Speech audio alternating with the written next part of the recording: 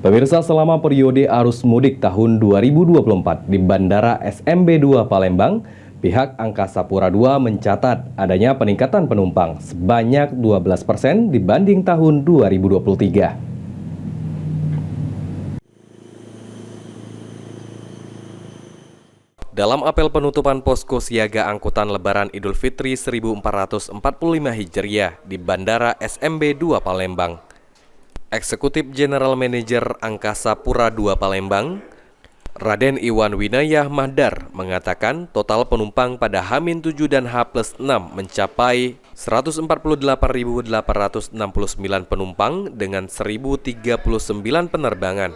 Terjadi peningkatan penumpang sebanyak 12% dibanding tahun 2023. Namun dibandingkan dengan tahun 2019 sebelum pandemi COVID, jumlah penumpang masih mengalami penurunan sebanyak 25%. Jadi hanya tercapai 75%. Dari H-7 sampai dengan H+6, karena H+7 kan belum kita tutup buku. Jadi kurang lebih 148.869 penumpang. Kemudian ada penerbangannya 1.039 aircraft movement.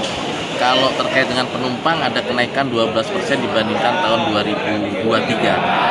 Nah, ini menandakan bahwa growth-nya semakin naik ya. Tapi kalau kita bandingkan dengan tahun 2019, memang kita masih minus kurang lebih 25%. Jadi hanya tercapai di...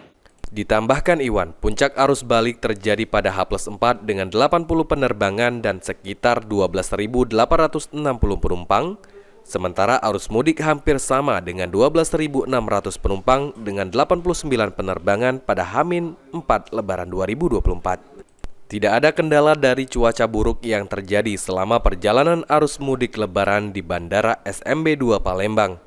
Karena didukung oleh Lanut Sri Mulyono Herlambang, Polsek Sukarami, BMKG dan KKP untuk pelayanan kesehatan. Ilham Wahyudi, PAL TV.